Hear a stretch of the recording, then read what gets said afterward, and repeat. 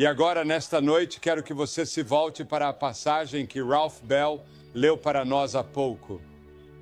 Ele falou sobre o Consolador, e isso vem de uma palavra grega. E eu não sou um estudioso da língua grega.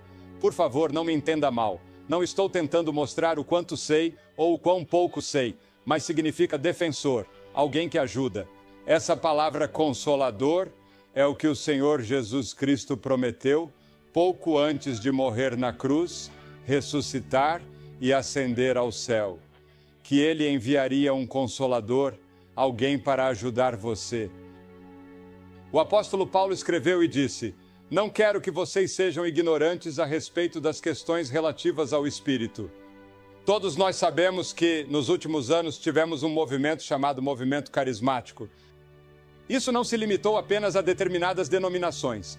Isso ocorre em todas as denominações, seja ela episcopal, católica romana ou qualquer outra. Por exemplo, no sul da Polônia, de onde vem o Papa, realizamos uma cruzada em uma grande catedral.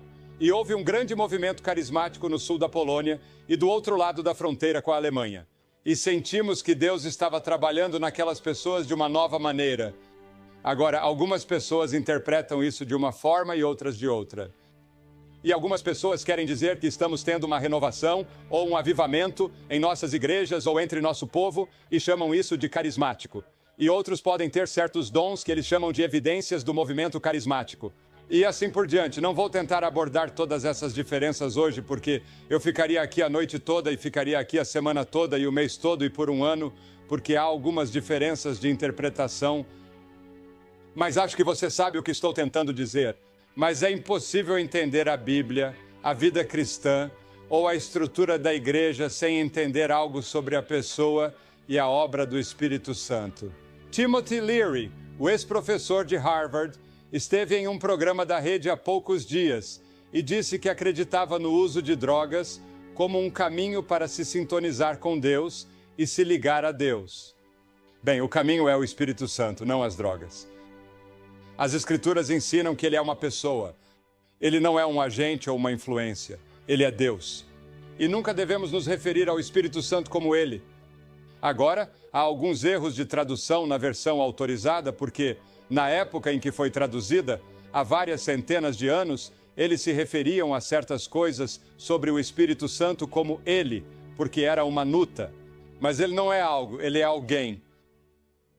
E santo indica que ele é santo dentro de si mesmo, Espírito Santo. Agora, em alguns lugares autorizados, isso é traduzido como fantasma. Naquela época, a palavra espírito era chamada de fantasma, mas não significava fantasma no sentido que damos a fantasmas hoje. Algum filme de Hollywood em que aparece um fantasma? O espírito é usado em contraste com o que é carne e material. Agora, a Bíblia ensina que o Espírito Santo é coigual a Deus Pai e a Deus Filho. Existe uma trindade, Deus Pai, Deus Filho, Deus Espírito Santo, e ninguém pode explicar. É como o garotinho ou a garotinha que estava em sua sala de aula, na 3ª ou 4ª série, e eles perguntam: "Quantos de vocês sabem explicar o que é eletricidade?" Uma menina levantou a mão e o professor disse: "Tudo bem, o que é eletricidade?" A menina pensou por um momento, mordeu o lábio e disse: "Esqueci." E o professor disse: "Bem, é uma pena, porque você é o único que sabia." Agora, a Bíblia ensina que o Espírito Santo é onipotente. A palavra onipotente significa todo-poderoso. Em Miqueias 3:8 está escrito: "Estou cheio de poder pelo Espírito do Senhor." E então a Bíblia diz que o Espírito Santo está presente em todos os lugares ao mesmo tempo. "Para onde me afastarei do teu Espírito, ou para onde fugirei da tua presença?" Disse o salmista em 139:7. Você não pode ir a lugar algum. E você se afasta do Espírito Santo. O Espírito Santo está em toda parte. E essa é a razão pela qual, quando você tem um sentimento de culpa colocado pelo Espírito Santo muitas vezes, essa culpa o acompanhará mesmo que você viaje para uma ilha distante, tentando se livrar dela. O Espírito Santo convencendo você do pecado. Damos testemunho de Jesus Cristo, que é a verdade. Um jovem que se converteu a Cristo comentou que induzir a espiritualidade por meio do uso de drogas é como tentar ligar a TV dando-lhe um chute. E muitas pessoas fazem isso. Descobri que às vezes isso funciona. Logo, essa não é uma boa ilustração. Mas há aqueles que acham que por causa de drogas, transe ou hipnotismo, podem ter a mesma experiência que você tem com o Espírito Santo, o que é errado. Isso é falso, você não pode. Sim, há a meditação e todos os tipos de coisas que podem dar a você uma alta, mas a verdadeira alta permanente vem do Espírito Santo. E ele dá a você um ponto alto mesmo em seus momentos de baixa. E alguns de vocês que estão assistindo pela televisão foram convencidos pelo Espírito Santo e precisam de Cristo. Ele está tentando atrair você esta noite para a cruz de Cristo, onde esse pecado pode ser perdoado. Agora, o Espírito Santo não apenas convence, mas dá nova vida. A Bíblia diz que estamos mortos em pecados. Você percebe que é um morto-vivo? Você está morto para Deus, está espiritualmente morto, sua alma está morta, seu espírito está morto, seu corpo está vivo, mas você está morto. O verdadeiro você está morto. Agora, o que precisa ser feito por uma pessoa morta? Ele precisa ser vivificado, e esse é o trabalho do Espírito Santo, tornar você vivo. Jesus disse que você precisa nascer de novo, e essa palavra significa, na verdade, nascer do alto, nascer do alto, nascer pelo Espírito de Deus. Você vê, o homem sem Deus está morto. E a vida é, na melhor das hipóteses, um tédio. A menos que você nasça de novo, não poderá ver o reino de Deus. Você nasceu de novo? Isso já ocorreu com você? Temos a expressão nascido de novo, repetida, e as pessoas estão um pouco cansadas dela. Porque as pessoas estão dizendo, sou um cristão nascido de novo, ou ele é um cristão nascido de novo. Não tenho tanta certeza, mas o que não se tornou uma frase que realmente não significa o que realmente queremos dizer biblicamente sobre nascer de novo. Na época em que o Sr. Carter era presidente e candidato a presidente, eles o chamavam de cristão nascido de novo, e ele certamente era um cristão nascido de novo. Mas depois começaram a usar a palavra nascido de novo para descrever automóveis. E eles tinham um anúncio na televisão que dizia, este é um automóvel nascido de novo. E então eles disseram que este nasceu de novo, e aquele nasceu de novo, até que se tornou uma frase usada fora de seu contexto. Significa nascido do alto. E Jesus disse isso a um líder religioso, uma pessoa que é mais religiosa do que a maioria dos presentes nesta noite, Nicodemos, um professor de teologia. E ele disse, você precisa nascer de novo, Nicodemos. E porei o meu espírito dentro de você, e farei com que você ande nos meus estatutos, guarde os meus juízos e os cumpra, diz Deus por meio de Ezequiel. Ele habita com vocês e estará em vocês, disse Jesus no capítulo 14 de João. Não sabem que vocês são o templo de Deus e que o Espírito de Deus habita em vocês? O Espírito Santo passa a viver dentro de você. E quando você receber Cristo esta noite, o Espírito Santo virá morar em você para ajudar a viver a vida cristã em você e por meio de você. Ele também nos capacita para o serviço. Mas recebereis poder ao descer sobre vós o Espírito Santo e sereis minhas testemunhas. Poder sobrenatural. E quero dizer a vocês, e não vou me vangloriar, digo isso com toda a humildade, acredito que minha pregação, e não sou um grande pregador, pelos padrões de pregação. Se você pegasse um grupo de estudantes de teologia e eles estudassem minha pregação, eles não me escolheriam como um grande pregador, mas acredito que Deus me deu poder na pregação. E há o poder do Espírito Santo. Quando você levanta Jesus Cristo e o apresenta, há um poder ali. Há um poder na cruz. Há um poder embutido no Evangelho. O poder do Espírito Santo. E então ele produz o fruto do Espírito.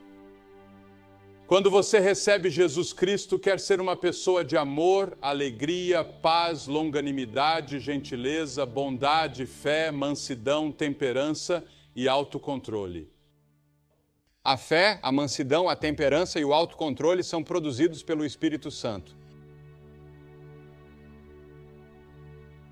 Esses são atributos do próprio Jesus Cristo.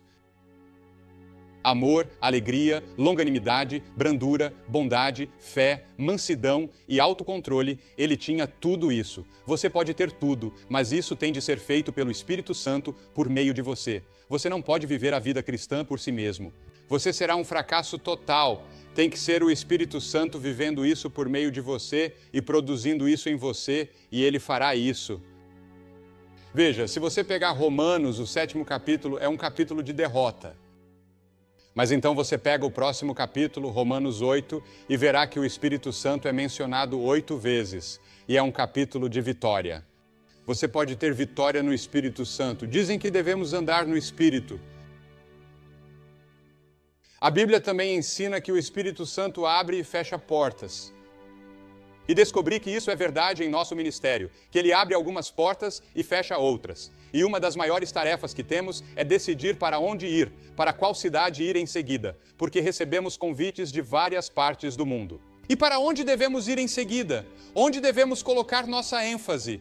E quando vemos todos esses computadores chegando, novos canais de televisão e novos meios de comunicação se abrindo, perguntamos a nós mesmos como podemos usar isso de forma eficaz para divulgar o Evangelho de Cristo. E é aí que o Espírito Santo entra para nos ajudar, guiar, orientar e direcionar. E estamos constantemente preocupados com isso e nos ajoelhando por causa disso. Pois o Espírito Santo lhes ensinará na mesma hora o que vocês devem dizer. Ele vem para nos ensinar e nos guiar e para abrir e fechar as portas. E então ele magnifica, glorifica e exalta o Senhor Jesus Cristo. Ele não deve falar de si mesmo. Ele exalta o Senhor Jesus Cristo. Ele não veio para falar de si mesmo. E então ele nos preenche. A Escritura diz, não vos embriagueis com vinho, mas enchei-vos do Espírito. Isso significa estar continuamente cheio do Espírito. Você precisa se esvaziar de seu egoísmo, de seus próprios desejos e de suas próprias gratificações para que possa ser cheio do Espírito Santo. E isso é uma ordem. Você deve estar cheio do Espírito Santo. Você está cheio do Espírito Santo? Você pode ser. Pela fé, você pode dizer que todo pecado conhecido em minha vida foi perdoado. Confessei todos os pecados conhecidos. Pela fé, acredito que estou cheio do Espírito Santo. Mas você também pode pecar contra o Espírito Santo, e o pior de todos os pecados são os pecados contra o Espírito Santo. Você pode irritar o Espírito. Quando pego a Bíblia, descubro a ira do Espírito. A tradução da Septuaginta, conforme lemos no Salmo, diz que muitas vezes eles se rebelaram e o entristeceram no deserto. A tradução é que eles desobedeceram e irritaram o Espírito de Deus. Eles se rebelaram e irritaram seu Espírito Santo. Por isso, ele se tornou inimigo deles e lutou contra eles. Não seria terrível ter o Espírito Santo como inimigo de você? Porque você o irritou. A palavra grieve significa deixar você muito irritado. E eu gostaria de pedir a cada um de vocês que tenha muito cuidado para não despertar a ira do Espírito. Meu espírito nem sempre lutará com o homem, disse Deus em Gênesis 6, nos dias de Noé. E o Espírito de Deus parou de se esforçar. O dilúvio veio e o mundo foi destruído, exceto por 8 pessoas. Você pode mentir contra o Espírito Santo em Atos 5, Ananias e Safira. Você não mentiu aos homens, mas a Deus, disse Pedro. Eles agiram como uma mentira. Eles fingiam ser o que não eram. Eles eram hipócritas. Eles encenaram uma mentira. O Espírito Santo pode ser tentado. Como é que vocês concordaram em tentar o Espírito do Senhor? Muitas vezes os pecadores dizem, bem, se Deus é Deus, que Ele me mate. Há alguns anos, em Tampa, na Flórida, onde eu estava, havia um sujeito com um relógio. E ele disse que tudo bem, ele era ateu. Ele disse que se Deus é Deus, vou lhe dar 1 minuto e deixar que Ele me mate. Não aconteceu nada. E um irmão mais velho na primeira fila disse, você não pode esgotar a paciência de Deus em 1 minuto. Mas é como a história da velha águia que ouvi falar em um iceberg no rio Niágara. E ele havia desembarcado ali para comer na carcaça de uma ovelha. E enquanto flutuava, ele se aproximava cada vez mais da cachoeira. Quando ele se aproximou da cachoeira, alguém da margem gritou e disse, cuidado, velha águia, cuidado, você está perto das cataratas. Mas a águia pensou consigo mesma, com minhas asas fortes, posso me levantar disso em 1 segundo. Mas quando chegou às cataratas e levantou as asas, descobriu que seus pés estavam congelados no gelo e não conseguiu, e caiu gritando nas cataratas. Você pode tentar a Deus. Você não tentará o Senhor seu Deus. Você pode esperar muito tempo. Você pode tentar Deus demais. E chegará o dia em que isso não será mais possível. E então você poderá resistir ao Espírito Santo. Vocês sempre resistem ao Espírito Santo. Assim como seus pais fizeram, vocês também farão. Você pode resistir ao Espírito Santo. E alguns de vocês nesta noite sabem que precisam de Cristo, mas têm resistido ao Espírito Santo. Isso é um pecado contra o Espírito, uma coisa solene resistir ao Espírito Santo. Você detecta a voz dele e ainda assim não faz nada deliberadamente. É uma coisa perigosa. Aquele que desprezou a lei de Moisés morreu sem misericórdia perante 2 ou 3 testemunhas de quanto mais severo castigo suponha que você seja considerado digno. Se pisou o Filho de Deus e considerou profano o sangue do convênio em que foi santificado e desprezou o Espírito da graça. Resistir ao Espírito Santo. Nesta noite você terá a oportunidade de receber Cristo em seu coração e ter certeza de seu relacionamento com Ele. A Bíblia diz, porque a ira, guarda-te para que Ele não te arrebate com o seu golpe, quando um grande resgate não puder livrar-te. Meu espírito nem sempre se esforçará.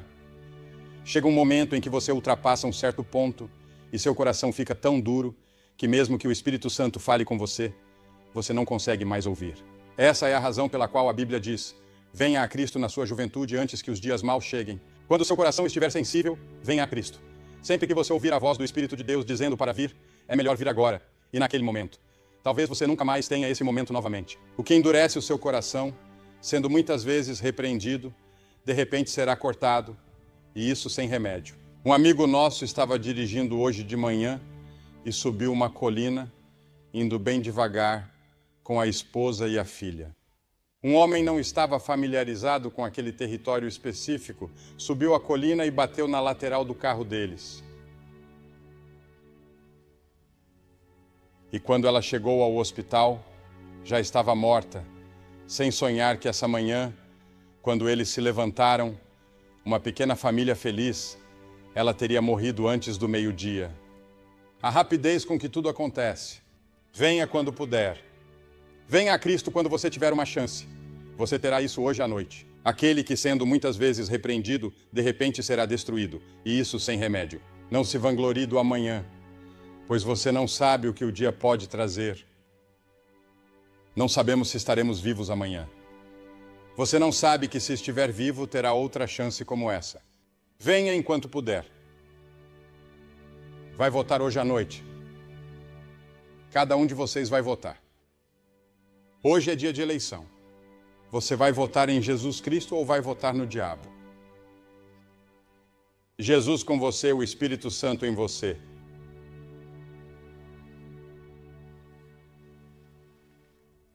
Você diz, o que tenho de fazer? 3 coisas. Primeiro, você deve se arrepender do pecado e o Espírito Santo deve ajudá-lo nesse arrependimento. E a segunda coisa é que, pela fé, você recebe Jesus Cristo que morreu por você na cruz como seu Salvador, Senhor e Mestre. Pela fé como seu Salvador, Senhor e Mestre, e em terceiro lugar, você está disposto a obedecê-lo em todas as pequenas coisas que ele lhe falar e ensinar por meio de sua palavra. Você deve estar disposto a dizer sim a tudo isso.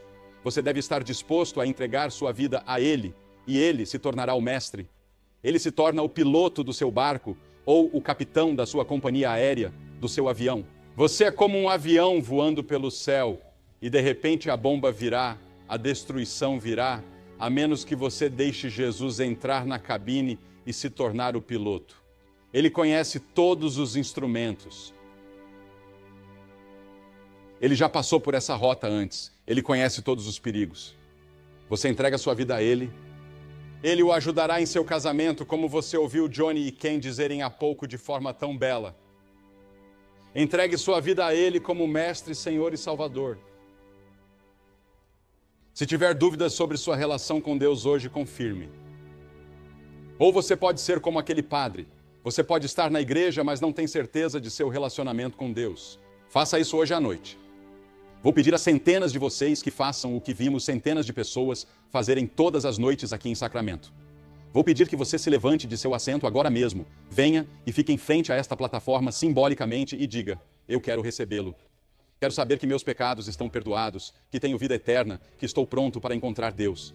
Por que peço que você venha? Porque cada pessoa que Jesus chamou no Novo Testamento, ele chamou em público. Cada pessoa, pense nisso, em público. Há algo de especial em você se apresentar abertamente.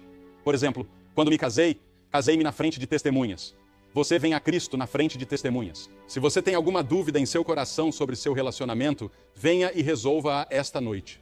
Centenas de vocês, milhares de vocês com quem Deus está falando, o Espírito Santo, não resistam ao Espírito Santo. Não diga não ao Espírito Santo esta noite. Você vem. Ele está atraindo você para a cruz. Vamos esperar e depois que todos vocês vierem, vou lhes dizer uma palavra, fazer uma oração com vocês e dar-lhes alguma literatura que possam levar para casa e auxiliar na sua vida cristã.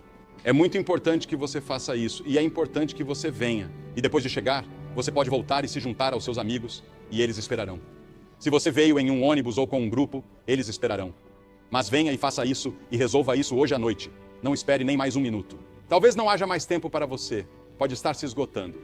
Jovem ou idoso, homem ou mulher, católico, protestante, judeu, qualquer que seja a sua origem, a porta está aberta para você. Você se levanta e vem.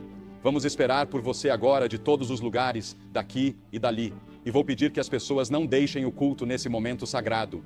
Isso incomoda muitas pessoas, mas você vem rapidamente. Você pode estar no coral. Deus falou com você. Você se levanta e vem.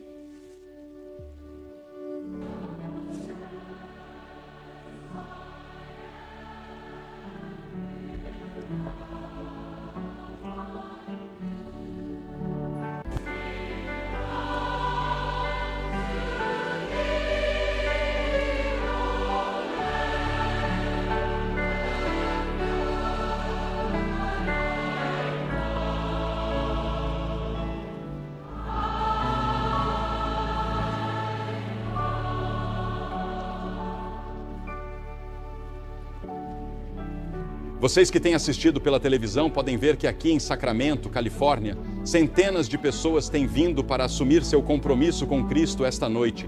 Atraídas, acreditamos pelo Espírito Santo. Deus, o Espírito Santo, tem falado com você.